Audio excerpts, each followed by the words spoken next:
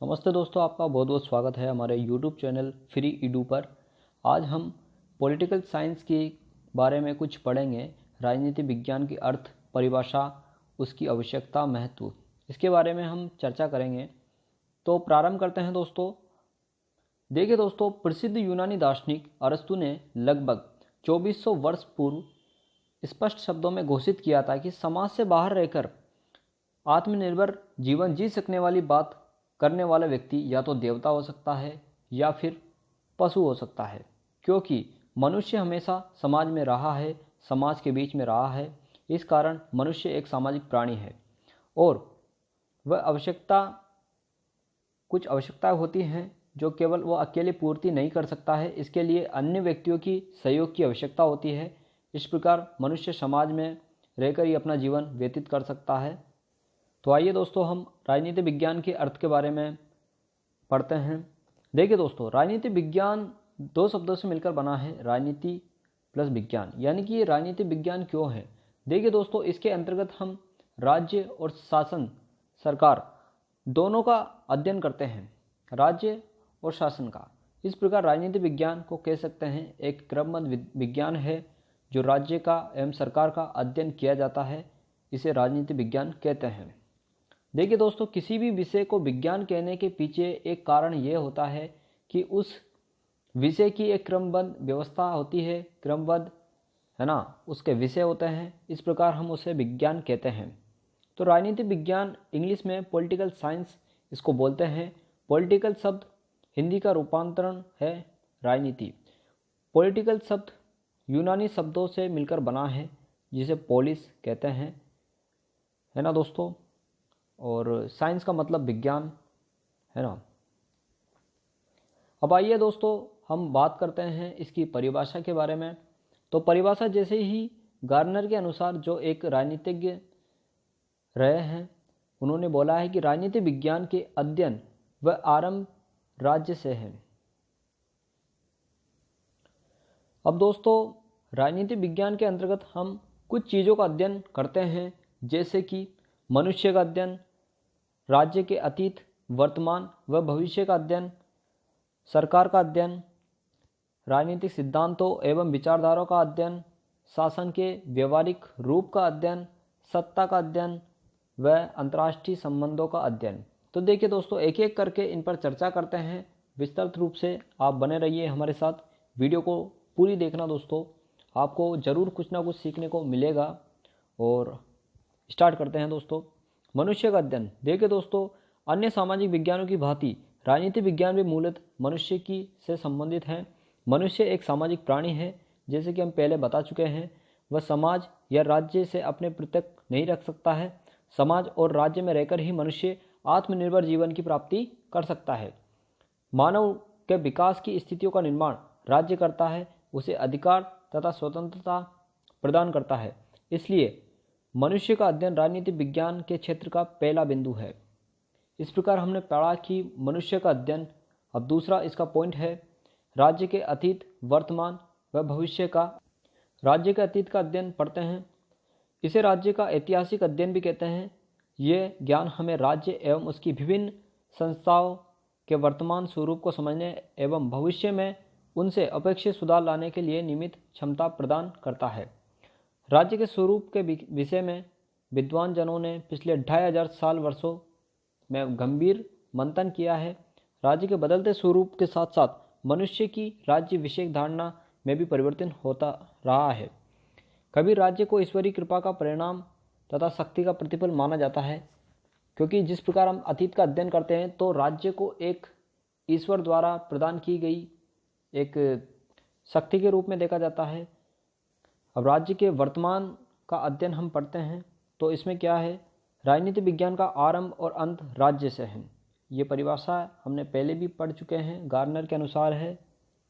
इसको याद कर लीजिए, ये बहुत मोस्ट परिभाषा है दोस्तों, आसानी से समझ में आ जाती है।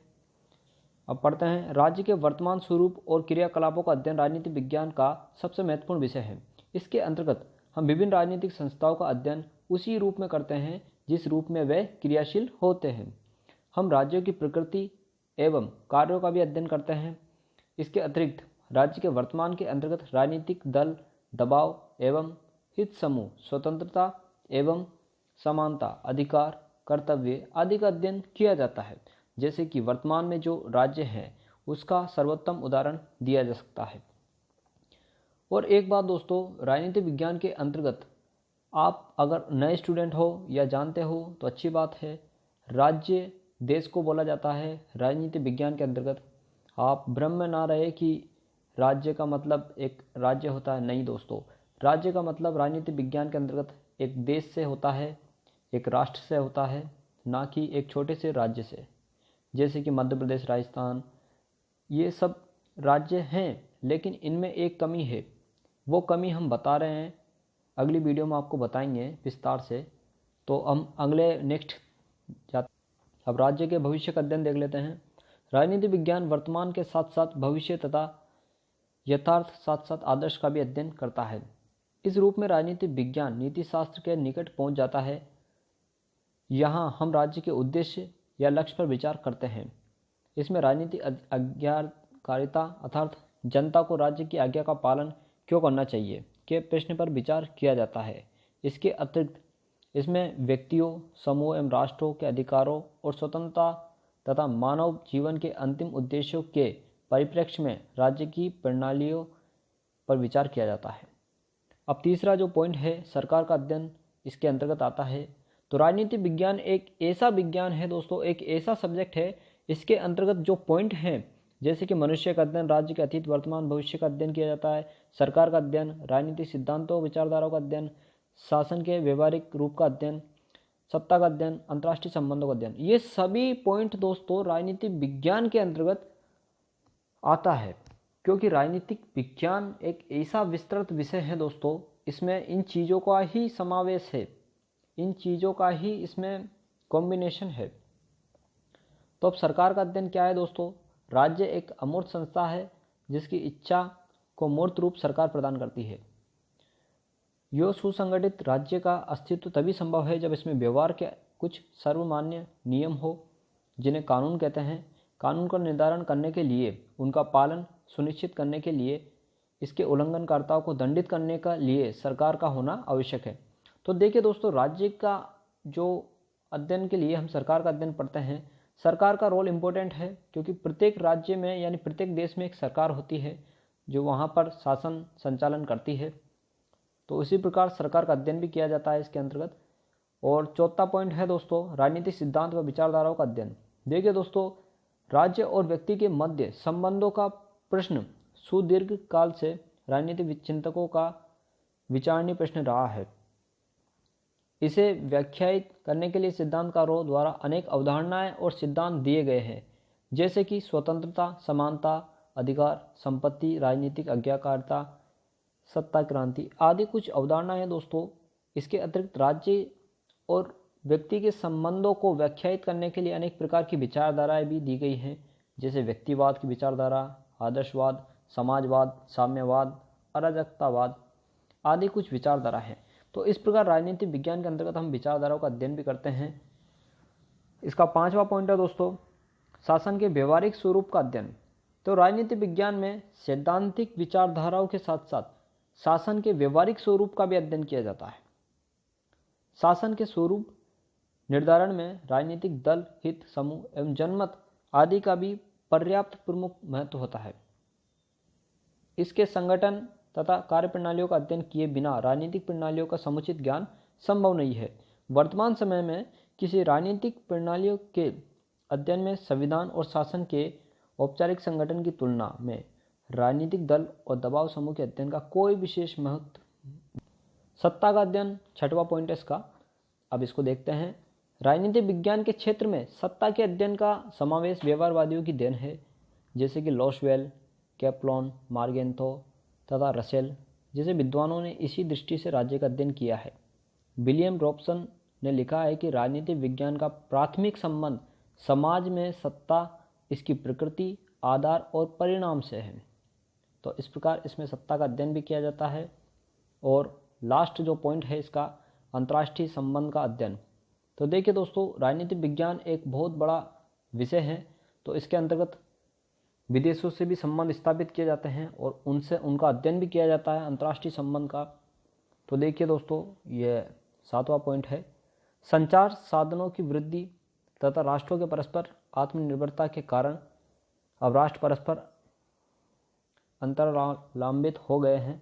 प्रत्येक राष्ट्र किसी न किसी रूप से, किसी न किसी मात्रा में अनिवार्यत रूप से अन्य राष्ट्रों से संबंधित है। तो देखिए दोस्तों, आज वर्तमान में जितने भी देश हैं, एक देश दूसरे देश से जुड़ा हुआ है, चाहे वह व्यापार के माध्यम से हो, चाहे वह यातायात के माध्यम से हो, चाहे वह बिजनेस फील्ड में किसी भी माध्यम से हो, रक्षा संबंध के माध्यम से हो। तो किसी भी फील्ड से एक देश दूसरे देश से जुड़ा हुआ है। तो अंतर्राष्ट्रीय संबंध का अध्ययन राज्य के लिए बहुत महत्वपूर्ण एक क्षेत्र है ना दोस्तों। प्रत्येक राष्ट्र किसी न किसी रूप से, किसी न किसी मात्रा में एक दूसरे देश से संबंधित हैं। इन संबंधों को मोटे तौर पर अंतर्राष्ट्रीय संबंध कहा जाता है। अंतर्राष्ट्रीय संबंध प्रत्येक देश के लिए बहुत महत्वपूर्ण स्थान रखते हैं, क्योंकि यही निर्धारण करते हैं कि किस देश का अपने देश के साथ अच्छा संबंध रहा है और उसका कितना योगदान है अपने देश के प्रति। तो इस प्रकार हमने आज ये पढ़ा दोस्तों। उम्मीद है आपको अच्छा लगा होगा। तो अच्छा, अगर आपको लगा है, आपको कुछ समझ में आया है, तो इस वीडियो को लाइक और सब्सक्राइब कीजिए।